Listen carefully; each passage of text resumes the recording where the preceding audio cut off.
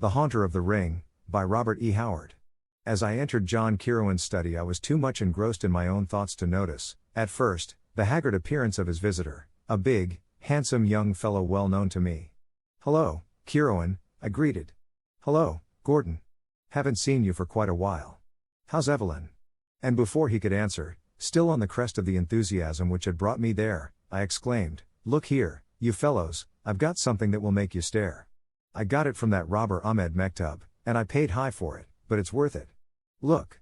From under my coat I drew the jewel-hilted Afghan dagger which had fascinated me as a collector of rare weapons. Kirwan, familiar with my passion, showed only polite interest, but the effect on Gordon was shocking. With a strangled cry he sprang up and backward, knocking the chair clattering to the floor. Fists clenched and countenance livid he faced me, crying, "Keep back! Get away from me, or..." I was frozen in my tracks. "What in the..." I began bewilderedly, when Gordon, with another amazing change of attitude, dropped into a chair and sank his head in his hands. I saw his heavy shoulders quiver. I stared helplessly from him to Kirwan, who seemed equally dumbfounded. "Is he drunk?" I asked. Kirwan shook his head, and filling a brandy glass, offered it to the man. Gordon looked up with haggard eyes, seized the drink and gulped it down like a man half famished. Then he straightened up and looked at us shamefacedly. "I'm sorry I went off my handle, O'Donnell," he said. "It was the unexpected shock of you drawing that knife." "Well," I retorted, with some disgust, "I suppose you thought I was going to stab you with it." "Yes, I did." Then, at the utterly blank expression on my face, he added, "Oh, I didn't actually think that, at least, I didn't reach the conclusion by any process of reasoning. It was just the blind primitive instinct of a hunted man, against whom anyone's hand may be turned." His strange words and the despairing way he said them sent a queer shiver of nameless apprehension down my spine. "What are you talking about?" I demanded uneasily. "Hunted? For what? You never committed a crime in your life." "Not in this life, perhaps," he muttered. "What do you mean? What if retribution for a black crime committed in a previous life were hounding me?" He muttered. "That's nonsense," I snorted. "Oh, is it?" he exclaimed, stung. "Did you ever hear of my great-grandfather, Sir Richard Gordon of Argyll?" "Sure, but what's that got to do with..." "You've seen his portrait, doesn't it resemble me?" "Well, yes," I admitted, "except that your expression is frank and wholesome whereas his is crafty and cruel." "He murdered his wife," answered Gordon. "Suppose the theory of reincarnation were true? Why shouldn't a man suffer in one life for a crime committed in another?" "You mean you think you are the reincarnation of your great-grandfather? Of all the fantastic, well, since he killed his wife, I suppose you'll be expecting Evelyn to murder you." This last was delivered in searing sarcasm, as I thought of the sweet, gentle girl Gordon had married. His answer stunned me. "My wife," he said slowly, "has tried to kill me 3 times in the past week." There was no reply to that. I glanced helplessly at John Kirwan. He sat in his customary position, chin resting on his strong, slim hands. His white face was immobile, but his dark eyes gleamed with interest. In the silence, I heard a clock ticking like a death watch. "Tell us the full story, Gordon," suggested Kirwan, and his calm, even voice was like a knife that cut a strangling, relieving the unreal tension. "You know we've been married less than a year," Gordon began, plunging into the tale as though he were bursting for utterance. His words stumbled and tripped over one another. "All couples have spats, of course, but we've never had any real quarrels. Evelyn is the best-natured girl in the world. The first thing out of the ordinary occurred about a week ago. We had driven up in the mountains, left the car, and were wandering around picking wildflowers. At last we came to a steep slope, some 30 feet in height, and Evelyn called my attention to the flowers which grew thickly at the foot. I was looking over the edge and wondering if I could climb down without tearing my clothes to ribbons, when I felt a violent shove from behind that toppled me over. If it had been a sheer cliff, I'd have broken my neck. As it was, I went tumbling down, rolling and sliding, and brought up at the bottom scratched and bruised, with my garments in rags. I looked up and saw Evelyn staring down, apparently frightened half out of her wits. "Oh Jim!" she cried. "Are you hurt? How came you to fall?" It was on the tip of my tongue to tell her that there was such a thing as carrying a joke too far, but these words checked me. I decided that she must have stumbled against me unintentionally, and actually didn't know it was she who precipitated me down the slope. So I laughed it off and went home. She made a great fuss over me, insisted on swabbing my scratches with iodine, and lectured me for my carelessness. I hadn't the heart to tell her it was her fault. But 4 days later, the next thing happened. I was walking along our driveway, when I saw her coming up it in the automobile. I stepped out on the grass to let her by, as there isn't any curb along the driveway. She was smiling as she approached me, and slowed down the car, as if to speak to me. Then, just before she reached me, a most horrible change came over her expression. Without warning, the car leapt at me like a living thing as she drove her foot down on the accelerator. Only a frantic leap backward saved me from being ground under the wheels. The car shot across the lawn and crashed into a tree. I ran to it and found Evelyn dazed and hysterical, but unhurt. She babbled of losing control of the machine. I carried her into the house and sent for Dr. Donnelly. He found nothing seriously wrong with her, and attributed her dazed condition to fright and shock. Within half an hour she regained her normal senses, but she's refused to touch the wheel since. Strange to say, she seemed less frightened on her own account than on mine. She seemed vaguely to know that she'd nearly run me down, and grew hysterical again when she spoke of it. Yet she seemed to take it for granted that I knew the machine had got out of her control. But I distinctly saw her wrench the wheel around, and I know she deliberately tried to hit me. Why, God alone knows. Still, I refused to let my mind follow the channel it was getting into. Evelyn had never given any evidence of any psychological weakness or nerves. She's always been a level-headed girl, wholesome and natural. But I began to think she was subject to crazy impulses. Most of us have felt the impulse to leap from tall buildings. And sometimes a person feels a blind, childish and utterly reasonless urge to harm someone. We pick up a pistol, and the thought suddenly enters our mind how easy it would be to send our friend, who sits smiling and unaware, into eternity with a touch of the trigger. Of course we don't do it, but the impulse is there. So I thought perhaps some lack of mental discipline made Evelyn susceptible to these unguided impulses, and unable to control them. Nonsense, I broke in. I've known her since she was a baby. If she has any such trait, she's developed it since she married you. It was an unfortunate remark. Gordon caught it up with a despairing gleam in his eyes. That's just it, since she married me. It's a curse, a black, ghastly curse, crawling like a serpent out of the past. I tell you, I was Richard Gordon and she was Lady Elizabeth, his murdered wife. His voice sank to a blood-freezing whisper.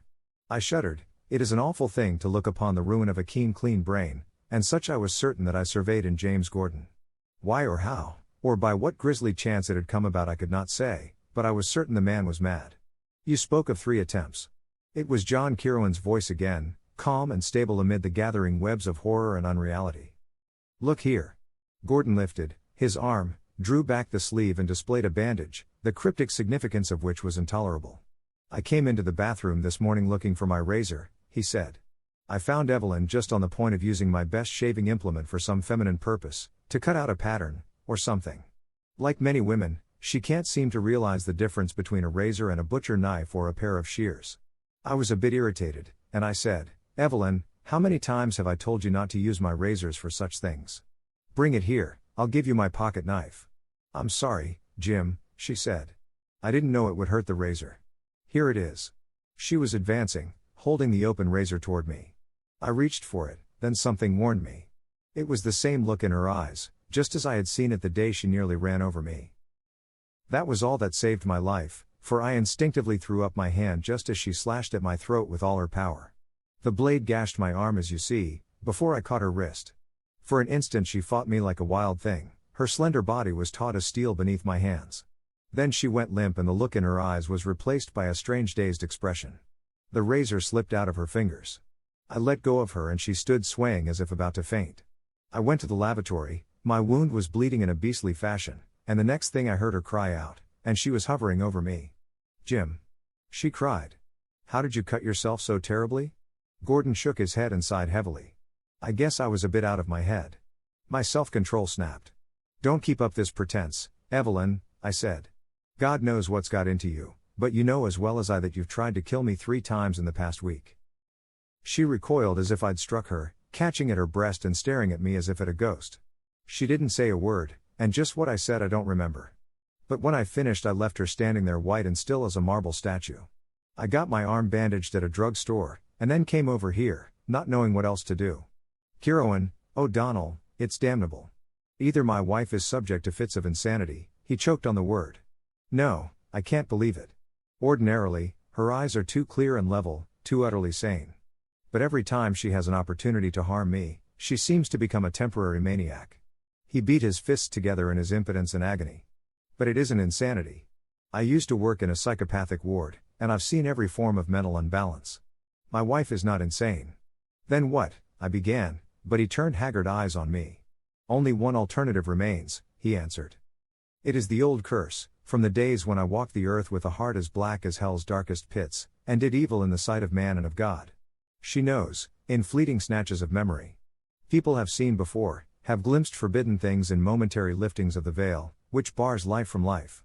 She was Elizabeth Douglas, the ill-fated bride of Richard Gordon, whom he murdered in a jealous frenzy, and the vengeance is hers. I shall die by her hands, as it was meant to be. And he bowed his head in his hands. Just a moment. It was Kieran again. You have mentioned a strange look in your wife's eyes. What sort of a look? Was it of maniacal frenzy? Gordon shook his head. It was an utter blankness. All the life and intelligence simply vanished, leaving her eyes dark wells of emptiness. Kieran nodded, and asked a seemingly irrelevant question. Have you any enemies? Not that I know of. You forget Joseph Roalock, I said. I can't imagine that elegant sophisticate going to the trouble of doing you actual harm, but I have an idea that if he could discomfort you without any physical effort on his part, he'd do it with a right good will. Kieran turned on me an eye that had suddenly become piercing. And who is this Joseph Roalock? A young exquisite who came into Evelyn's life and nearly rushed her off her feet for a while. But in the end, she came back to her first love, Gordon here. Roalock took it pretty hard. For all his suaveness, there's a streak of violence and passion in the man that might have cropped out but for his infernal indolence and blasé indifference. Oh, there's nothing to be said against Roalock, interrupted Gordon impatiently. He must know that Evelyn never really loved him. He merely fascinated her temporarily with his romantic Latin air. Not exactly Latin, Jim, I protested. Roalock does look foreign, but it isn't Latin. It's almost Oriental. Well, what has Roalock to do with this matter? Gordon snarled with the irascibility of frayed nerves. He's been as friendly as a man could be since Evelyn and I were married. In fact, only a week ago he sent her a ring which he said was a peace offering and a belated wedding gift, said that after all, her jilting him was a greater misfortune for her than it was for him, the conceited jackass. A ring? Kieran had suddenly come to life. It was as if something hard and steely had been sounded in him. What sort of a ring? Oh, a fantastic thing, copper, made like a scaly snake coiled 3 times, with its tail in its mouth and yellow jewels for eyes. I gather he picked it up somewhere in Hungary. He has traveled a great deal in Hungary? Gordon looked surprised at this questioning but answered, why, apparently the man's traveled everywhere. I put him down as the pampered son of a millionaire. He never did any work, so far as I know. He's a great student, I put in. I've been up to his apartment several times, and I never saw such a collection of books. Gordon leapt to his feet with an oath. Are we all crazy? He cried. I came up here hoping to get some help, and you fellows fall to talking of Joseph Roalock. I'll go to Dr. Donnelly. Wait. Kieran stretched out a detaining hand. If you don't mind, we'll go over to your house. I'd like to talk to your wife. Gordon dumbly acquiesced. Harried and haunted by grisly forebodings, he knew not which way to turn, and welcomed anything that promised aid. We drove over in his car, and scarcely a word was spoken on the way. Gordon was sunk in moody ruminations, and Kieran had withdrawn himself into some strange aloof domain of thought beyond my ken. He sat like a statue, his dark vital eyes staring into space, not blankly, but as one who looks with understanding into some far realm.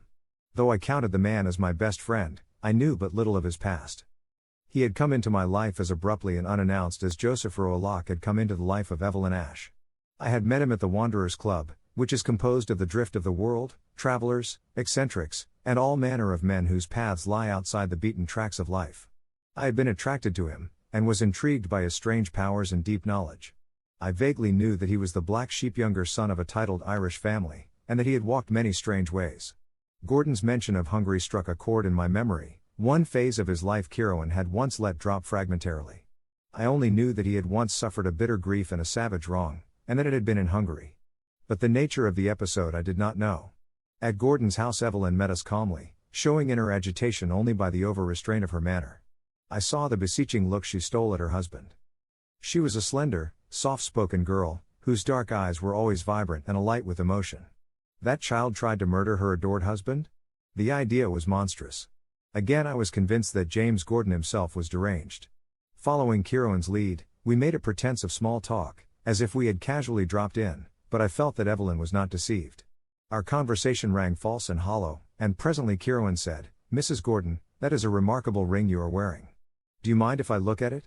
I'll have to give you my hand, she laughed. I've been trying to get it off today, and it won't come off. She held out her slim white hand for Kieran's inspection, and his face was immobile as he looked at the metal snake that coiled about her slim finger. He did not touch it. I myself was aware of an unaccountable repulsion. There was something almost obscene about that dull copperish reptile wound about the girl's white finger. It's evil looking, isn't it? She involuntarily shivered. At first I liked it, but now I can hardly bear to look at it. If I can get it off, I intend to return it to Joseph, Mr. Roalock.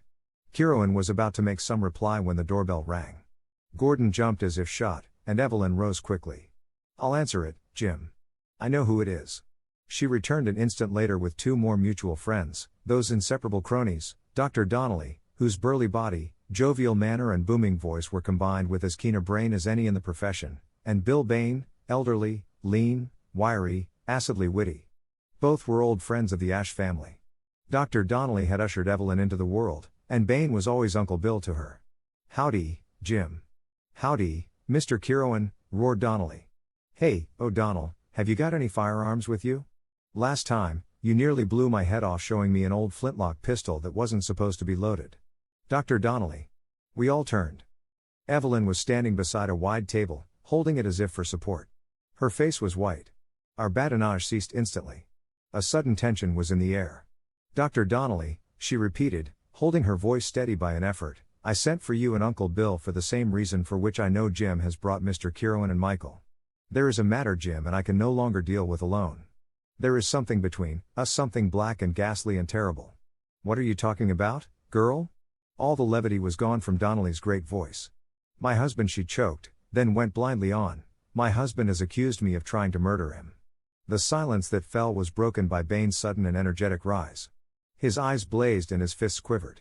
You young pup, he shouted at Gordon. I'll knock the living daylight. Sit down, Bill. Donnelly's huge hand crushed his smaller companion back into his chair. No use going off half-cocked. Go ahead, honey. We need help. We cannot carry this thing alone. A shadow crossed her comely face. This morning Jim's arm was badly cut. He said I did it. I don't know. I was handing him the razor. Then I must have fainted. At least, everything faded away. When I came to myself, he was washing his arm in the lavatory and he accused me of trying to kill him. Why, the young fool! Barked the belligerent Bain. Hasn't he sense enough to know that if you did cut him, it was an accident? Shut up, won't you? Snorted Donnelly. Honey, did you say you fainted? That isn't like you. I've been having fainting spells, she answered. The first time was when we were in the mountains and Jim fell down a cliff. We were standing on the edge, then everything went black, and when my sight cleared, he was rolling down the slope. She shuddered at the recollection. Then when I lost control of the car and it crashed into the tree. You remember, Jim called you over. Dr. Donnelly nodded his head ponderously. I don't remember you ever having fainting spells before. But Jim says I pushed him over the cliff, she cried hysterically. He says I tried to run him down in the car. He says I purposely slashed him with the razor. Dr. Donnelly turned perplexedly, toward the wretched Gordon. How about it, son? God help me. Gordon burst out in agony. It's true. Why, you lying hound. It was Bain who gave tongue, leaping again to his feet. If you want a divorce, why don't you get it in a decent way, instead of resorting to these despicable tactics? Damn you, roared Gordon, lunging up, and losing control of himself completely. If you say that, I'll tear your jugular out. Evelyn screamed. Donnelly grabbed Bain ponderously and banged him back into his chair with no overly gentle touch, and Kieran laid a hand lightly on Gordon's shoulder. The man seemed to crumple into himself. He sank back into his chair and held out his hands gropingly toward his wife. Evelyn, he said, his voice thick with laboring emotion, you know I love you. I feel like a dog. But God help me, it's true. If we go on this way, I'll be a dead man, and you, don't say it. She screamed. I know you wouldn't lie to me, Jim. If you say I tried to kill you, I know I did. But I swear, Jim, I didn't do it consciously. Oh, I must be going mad.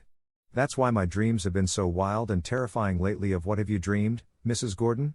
Asked Kieran gently. She pressed her hands to her temples and stared dully at him, as if only half comprehending. A black thing, she muttered. A horrible faceless black thing that mows and mumbles and paws over me with apish hands. I dream of it every night. And in the daytime, I try to kill the only man I ever loved. I'm going mad. Maybe I'm already crazy and don't know it. Calm yourself, honey. To Dr. Donnelly, with all his science, it was only another case of feminine hysteria. His matter-of-fact voice seemed to soothe her, and she sighed and drew a weary hand through her damp locks. "We'll talk this all over, and everything's going to be okay," he said, drawing a thick cigar from his vest pocket. "Gimme a match, honey." She began mechanically to feel about the table, and just as mechanically Gordon said, "There are matches in the drawer, Evelyn." She opened the drawer and began groping in it, when suddenly, as if struck by recollection and intuition, Gordon sprang up, white-faced, and shouted, "No, no. Don't open that drawer, don't." Even as he voiced that urgent cry, she stiffened, as if at the feel of something in the drawer. Her change of expression held us all frozen, even Kieran. The vital intelligence vanished from her eyes like a blown-out flame, and into them came the look Gordon had described as blank. The term was descriptive. Her beautiful eyes were dark wells of emptiness, as if the soul had been withdrawn from behind them. Her hand came out of the drawer holding a pistol, and she fired point blank. Gordon reeled with a groan and went down, blood starting from his head. For a flashing instant, she looked down stupidly at the smoking gun in her hand, like one suddenly waking from a nightmare. Then her wild scream of agony smote our ears. "Oh God, I've killed him. Jim. Jim." She reached him before any of us, throwing herself on her knees and cradling his bloody head in her arms, while she sobbed in an unbearable passion of horror and anguish. The emptiness was gone from her eyes, they were alive and dilated with grief and terror. I was making toward my prostrate friend with Donnelly and Bain, but Kieran caught my arm. His face was no longer immobile, his eyes glittered with a controlled savagery. "Leave him to them," he snarled. "We are hunters, not healers. Lead me to the house of Joseph Rowlock." I did not question him. We drove there in Gordon's car. I had the wheel, and something about the grim face of my companion caused me to hurl the machine recklessly through the traffic. I had the sensation of being part of a tragic drama which was hurtling with headlong speed toward a terrible climax. I wrenched the car to a grinding halt at the curb before the building where Rowlock lived in a bizarre apartment high above the city. The very elevator that shot us skyward seemed imbued with something of Kieran's driving urge for haste. I pointed out Rowlock's door, and he cast it open without knocking and shouldered his way in. I was close at his heels. Rowlock, in a dressing gown of Chinese silk worked with dragons, was lounging on a divan, puffing quickly at a cigarette. He sat up, overturning a wineglass which stood with a half-filled bottle at his elbow. Before Kieran could speak, I burst out with our news. "James Gordon has been shot." He sprang to his feet. "Shot? When? When did she kill him?" "She?" I glared in bewilderment. "How did you know?" With a steely hand Kieran thrust me aside, and as the men faced each other, I saw recognition flare up in Rowlock's face. They made a strong contrast. Kieran, tall, pale with some white-hot passion. Rowlock, slim, darkly handsome, with the Saracenic arch of his slim brows above his black eyes. I realized that whatever else occurred, it lay between those two men. They were not strangers, I could sense like a tangible thing the hate that lay between them. "John Kieran," softly whispered Rowlock. "You remember me, Joseph Rowlock?" Only an iron control kept Kieran's voice steady. The other merely stared at him without speaking. "Years ago," said Kieran more deliberately, "when we delved in the dark mysteries together in Budapest, I saw whither you were drifting. I drew back, I would not descend to the foul depths of forbidden occultism and diabolism to which you sank. And because I would not, you despised me, and you robbed me of the only woman I ever loved, you turned her against me by means of your vile arts, and then you degraded and debauched her, sank her into your own foul slime. I had killed you with my hands then, Joseph Rowlock, vampire by nature as well as by name that you are, but your arts protected you from physical vengeance. But you have trapped yourself at last." Kieran's voice rose in fierce exultation. All his cultured restraint had been swept away from him, leaving a primitive, elemental man, raging and gloating over a hated foe. "You sought the destruction of James Gordon and his wife, because she unwittingly escaped your snare. You," Rowlock shrugged his shoulders and laughed. "You are mad. I have not seen the Gordons for weeks. Why blame me for their family troubles?" Kieran snarled. "Liar as always. What did you say just now when O'Donnell told you Gordon had been shot? When did she kill him? You were expecting to hear that the girl had killed her husband. Your psychic powers had told you that a climax was close at hand. You were nervously awaiting news of the success of your devilish scheme. But I did not need a slip of your tongue to recognize your handiwork. I knew as soon as I saw the ring on Evelyn Gordon's finger, the ring she could not remove, the ancient and accursed ring of Thoth-Amon, handed down by foul cults of sorcerers since the days of forgotten Stygia. I knew that ring was yours, and I knew by what ghastly rights you came to possess it. And I knew its power. Once she put it on her finger, In her innocence and ignorance, she was in your power. By your black magic you summoned the black elemental spirit, the haunter of the ring, out of the gulfs of night and the ages. Here in your accursed chamber you performed unspeakable rituals to drive Evelyn Gordon's soul from her body, and to cause that body to be possessed by that godless sprite from outside the human universe. She was too clean and wholesome, her love for her husband too strong, for the fiend to gain complete and permanent possession of her body. Only for brief instants could it drive her own spirit into the void and animate her form. But that was enough for your purpose. But you have brought ruin upon yourself by your vengeance. Kiroan's voice rose to a feline screech. What was the price demanded by the fiend you drew from the pits? Ha, you blench. Josef Verloc is not the only man to have learned forbidden secrets. After I left Hungary, a broken man, I took up again the study of the black arts, to trap you, you cringing serpent. I explored the ruins of Zimbabwe, the lost mountains of Inner Mongolia, and the forgotten jungle islands of the southern seas. I learned what sickened my soul so that I forswore occultism forever, but I learned of the black spirit that deals death by the hand of a beloved one, and is controlled by a master of magic. But, Josef Verloc, you are not an adept. You have not the power to control the fiend you have invoked. And you have sold your soul. The Hungarian tore at his collar as if it were a strangling noose. His face had changed, as if a mask had dropped away, he looked much older. You lie. He panted. I did not promise him my soul, I do not lie. Kiroan's shriek was shocking in its wild exultation. I know the price a man must pay for calling forth the nameless shape that roams the gulfs of darkness. Look! There in the corner behind you. A nameless, sightless thing is laughing, is mocking you. It has fulfilled its bargain, and it has come for you, Josef Verloc. No. No! Shrieked Verloc, tearing his limp collar away from his sweating throat. His composure had crumpled, and his demoralization was sickening to see. I tell you it was not my soul, I promised it a soul, but not my soul. He must take the soul of the girl, or of James Gordon. Fool, roared Kiroan. Do you think he could take the souls of innocents? That he would not know they were beyond his reach? The girl and the youth he could kill, their souls were not his to take or yours to give. But your black soul is not beyond his reach, and he will have his wage. Look! He is materializing behind you. He is growing out of thin air. Was it the hypnosis inspired by Kiroan's burning words that caused me to shudder and grow cold, to feel an icy chill that was not of earth pervade the room? Was it a trick of light and shadow that seemed to produce the effect of a black anthropomorphic shadow on the wall behind the Hungarian? No, by heaven. It grew, it swelled. Verloc had not turned. He stared at Kiroan with eyes starting from his head, hair standing stiffly on his scalp, sweat dripping from his livid face. Kiroan's cry started shudders down my spine. Look behind you, fool. I see him. He has come. He is here. His grisly mouth gapes in awful laughter. His misshapen paws reach for you. And then at last Verloc wheeled, with an awful shriek, throwing his arms above his head in a gesture of wild despair. And for one brain-shattering instant, he was blotted out by a great black shadow. Kiroan grasped my arm and we fled from that accursed chamber, blind with horror.